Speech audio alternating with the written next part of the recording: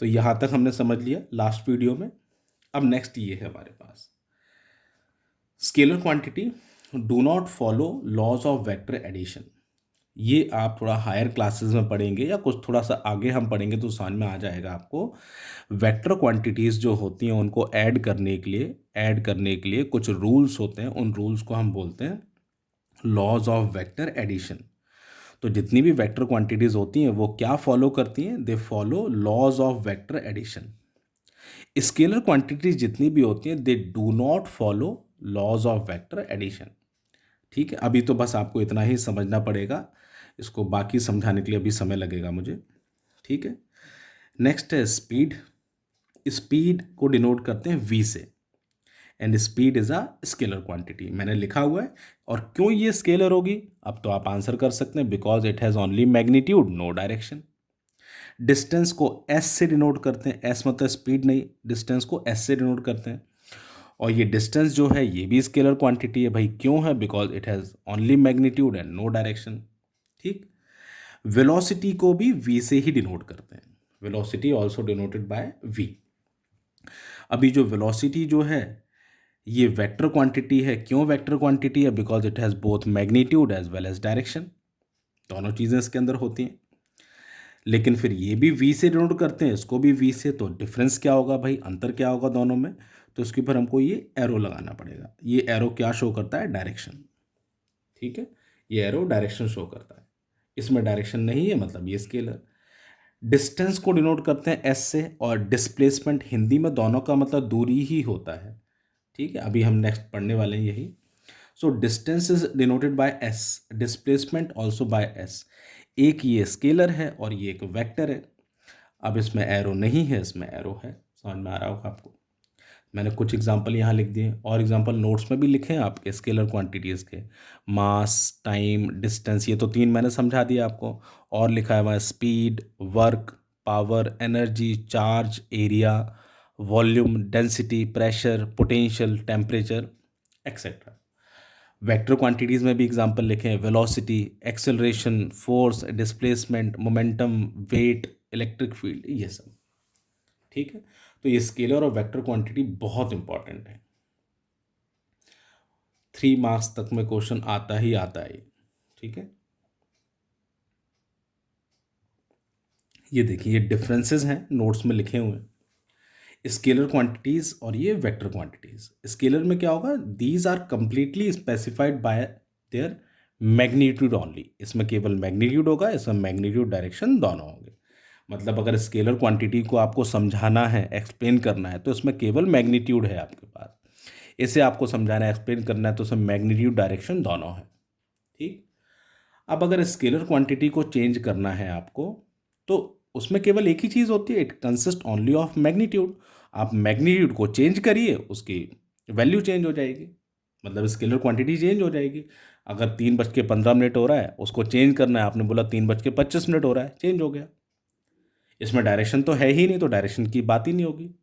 लेकिन अगर vector quantity को चेंज करना है तो इसमें मैग्नीट्यूड को चेंज करके भी उसको चेंज कर सकते हैं, डायरेक्शन को चेंज करके भी इसको चेंज कर सकते हैं, या मैग्नीट्यूड और डायरेक्शन दोनों को चेंज करके भी इसको चेंज कर सकते हैं।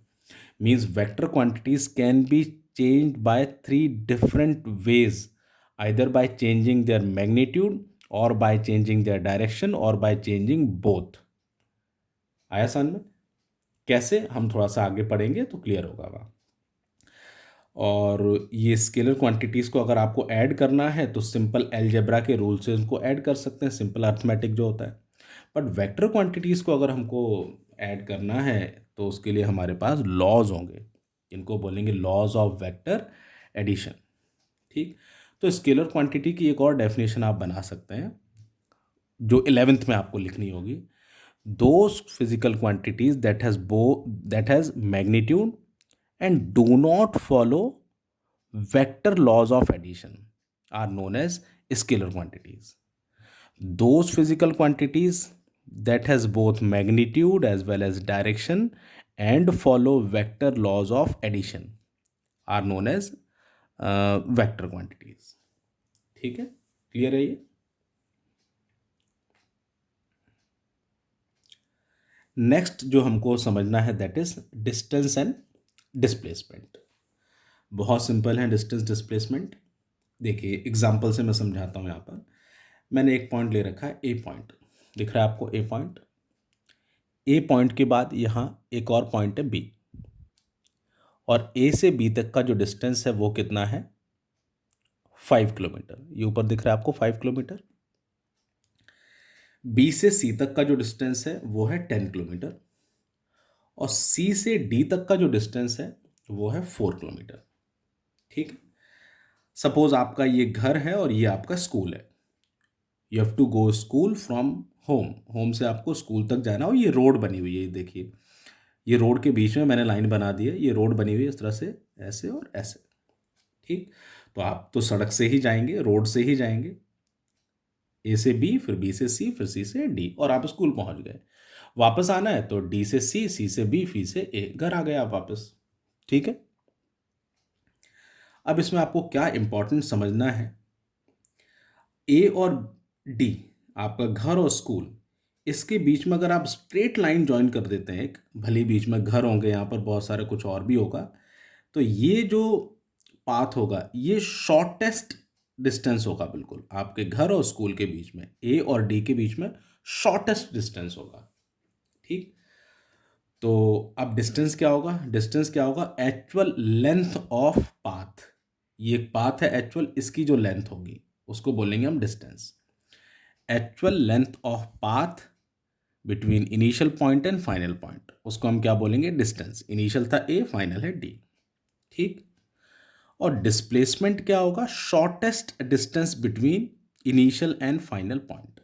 ये इनिशियल पॉइंट है और ये फाइनल पॉइंट है, इसके बीच का शॉर्टेस्ट डिस्टेंस जो होगा उसको क्या बोलेंगे हम, डिस्प्लेसमेंट। ठीक। डिस्टेंस कैसी क्वांटिटी होगी, स्केलर, क्योंकि इसमें केवल मैग्नीट्यूड होगा, डायरेक्शन नहीं होगी। कैसे मैग्नीट्यूड होगा, अब जैसे मुझे यहाँ ए से लेकर डी तक का डिस्टेंस कैलकुलेट करना है, तो मैं करूँगा A B plus B C plus C D, मतलब 5 प्लस 10 प्लस 4, कितना हो जाएगा ये, 19 किलोमीटर। ये मैंने कैलकुलेट कर रखा है यहाँ पर एग्जांपल में। ए से डी जाना है, डिस्टेंस मैंने ऐड किया, A B plus B C plus C D, 19 आ गया। ठीक।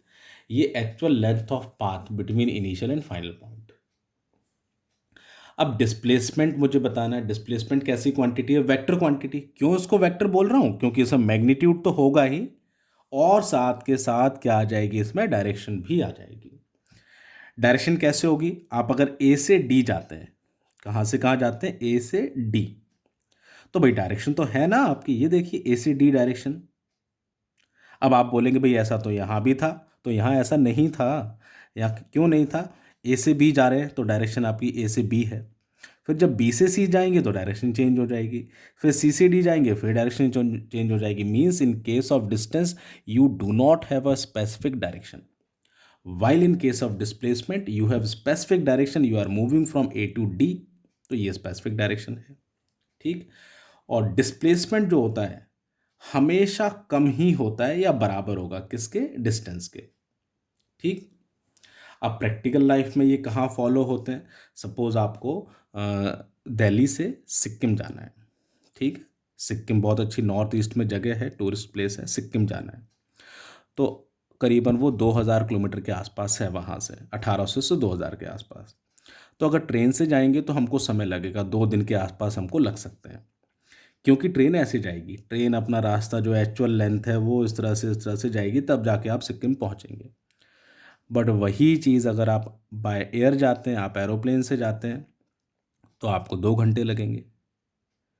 अब ऐसा क्यों, क्योंकि आपका एरोप्लेन यहाँ से तो ऊपर उठा, और उसको रास्ता कवर थोड़ी करना, वो यहाँ से उठा और सीधा गया, शॉर्टेस्ट डिस्टेंस उसने कवर किया, और स्पीड भी ज़्यादा होती है एरोप्लेन की उस कारण से भी, तो ये शॉर्टेस्ट डिस्टेंस कवर करेगा, बहुत जल्दी पहुँच जाएंगे हम। ये प्रैक्टिकली इस तरह से फॉलो होता है। तो एग्जाम्पल 1 में ए से डी अगर जाते हैं तो डिस्प्लेसमेंट कितना है, 14 किलोमीटर। अब ये मत पूछना ये कैसे आया, मैंने ये लिख दिया है आपको समझाने के लिए, एग्जाम्पल दिया है। ठीक है, आया समझ में, डिस्टेंस और डिस्प्लेसमेंट। डिस्टेंस की यूनिट और देख लीजिए, यूनिट क्या होगी इसकी, मीटर, और डिस्प्लेसमेंट की भी ऐसा यूनिट क्या होगी, मीटर। और छोटी यूनिट भी लिख सकते हैं, सेंटीमीटर, इसकी भी सेंटीमीटर, किलोमीटर, किलोमीटर बड़ी यूनिट होंगी, लेकिन एसआई सिस्टम में जो यूनिट होती है वो मीटर ही होती है, तो आपको मीटर याद रखना है। ठीक है।